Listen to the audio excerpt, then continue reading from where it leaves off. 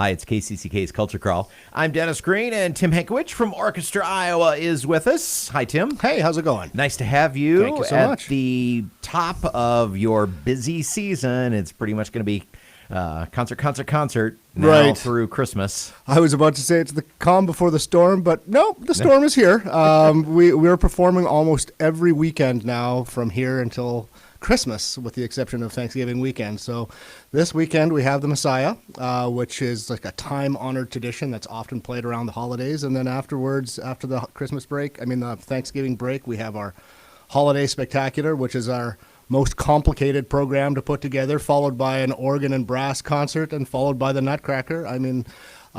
There's no rest for the wicked, and I just know that we were just talking offline. My operations director, we're beating him like a rented mule. The poor guy. But this is the time. Yeah, that's right.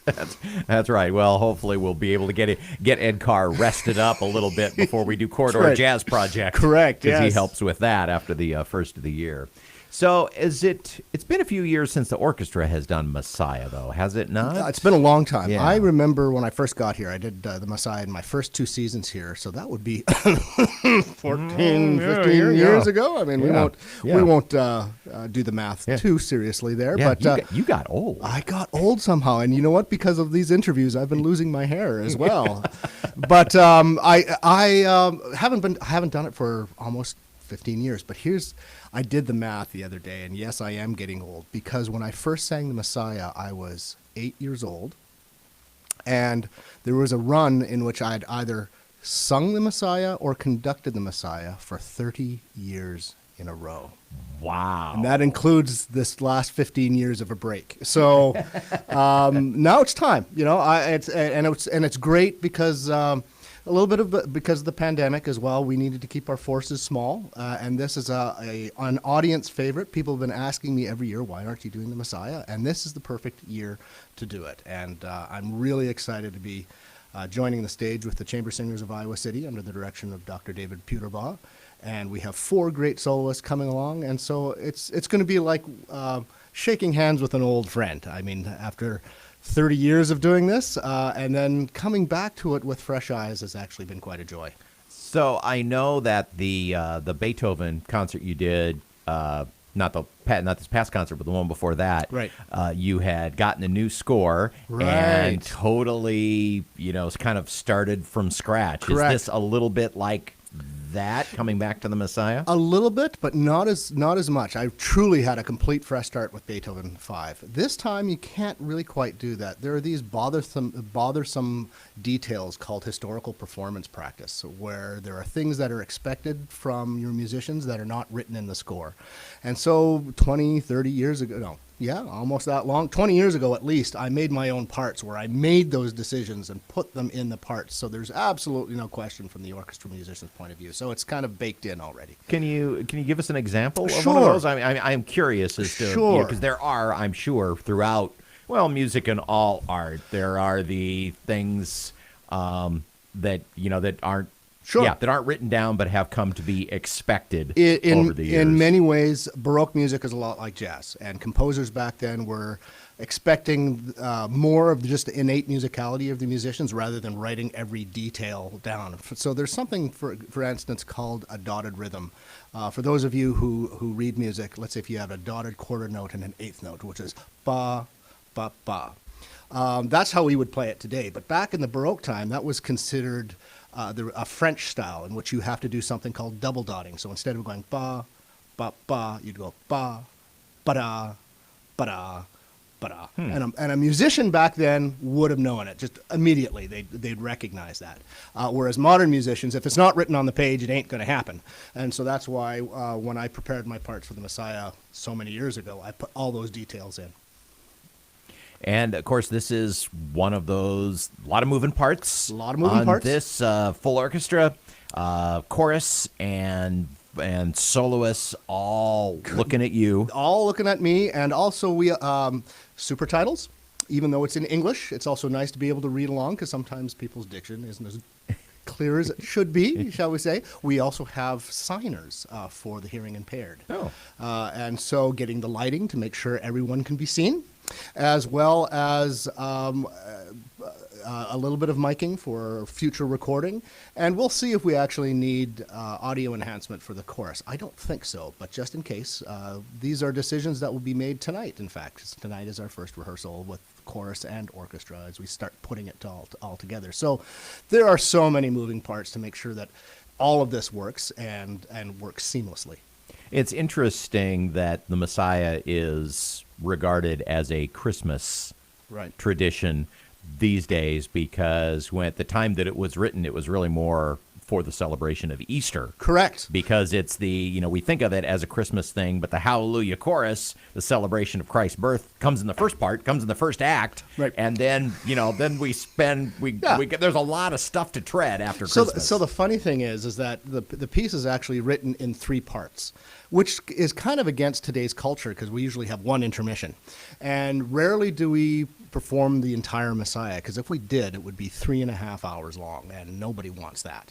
And so what ends up happening is a lot of choruses just do the first portion, the first third of the Messiah, which is the Christmas portion, because really it's about the entire story of Christ, from the prophecy to the birth to the passion to the resurrection. And so you have music directors who are confronted with this piece have to choose which movements to do. And that's why you often just hear the Christmas portion. You hear the Christmas portion, tag on the Hallelujah chorus and the Great Amen, and you've got a good 40, 50-minute program. Whereas if you're going to do selections from the entire pieces, which what we are doing, you either have a choice of doing a lot of movements and cutting out a lot of it, what we call cuts within the movements, and eviscerate them, and I hate that solution. Or you just have to pick and choose your favorite moments, which is what I've done. So we're doing probably about 90% of the Christmas portion, and then probably about 65-70% of the rest of the piece to cut it down into size.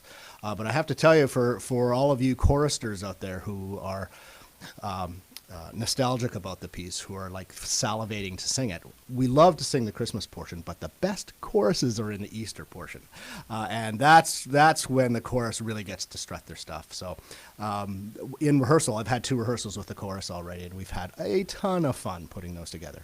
It's been some years since the orchestra has done this.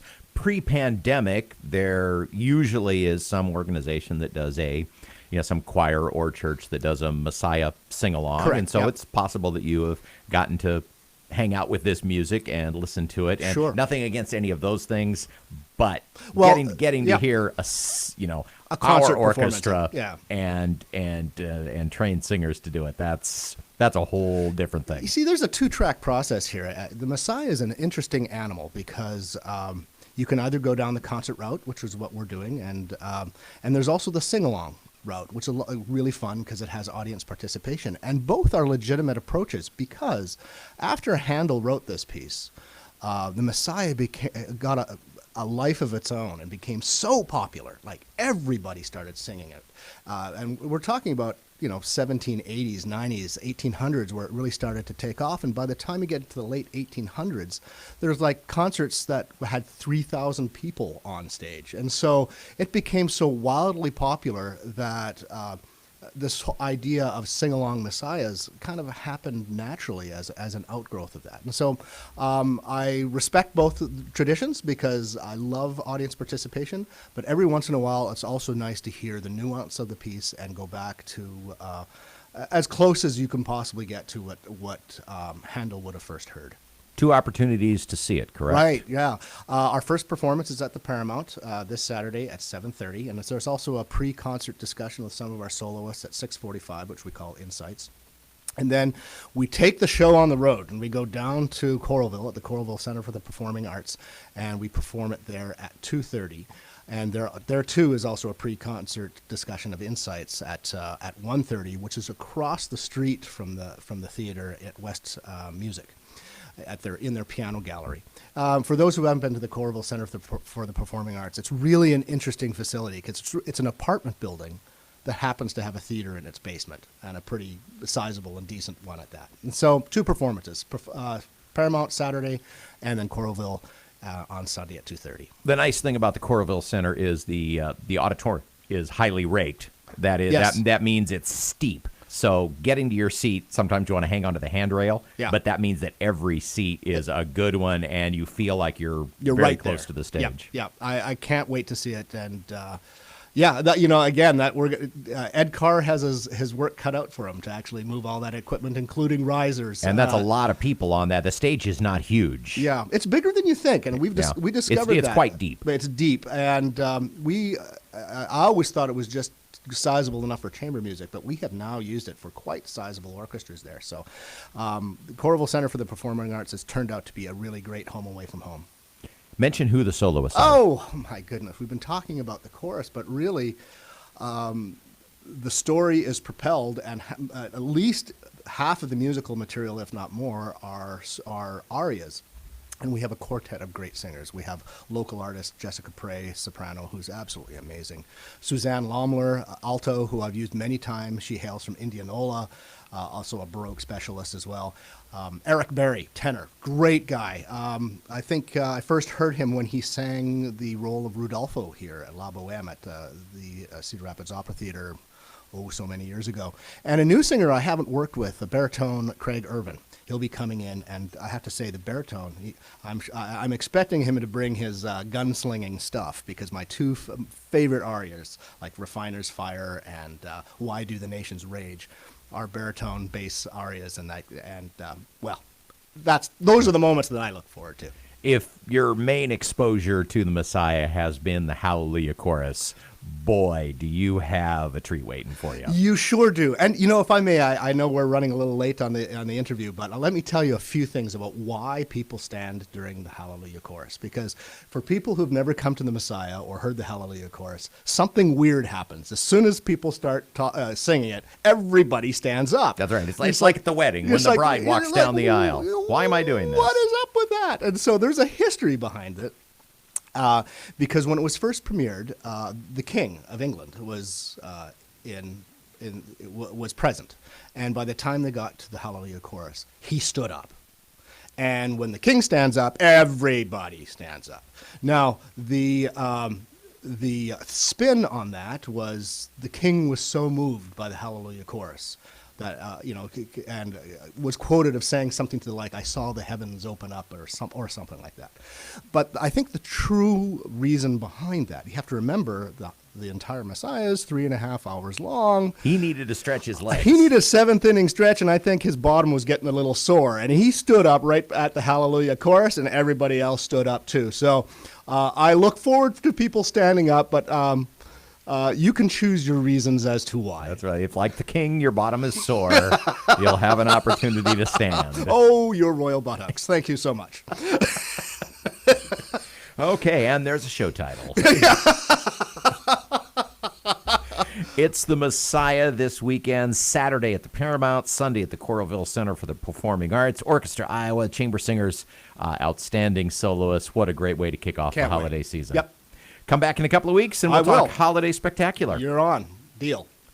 OrchestraIowa.org or artsiowa.com. Correct. For information and tickets, and there are still tickets available. There are still tickets available, and you can actually talk to a human being at 1-800-369-TUNE, T-U-N, 1-800-369-TUNE. Thanks, Tim. Thank you. You can hear the Culture Crawl live on the radio many weekdays at 10:20, or download the podcast, watch or listen on your own schedule at kcck.org/culture, or however you get your podcasts. I'm Dennis Green. I'll talk to you later.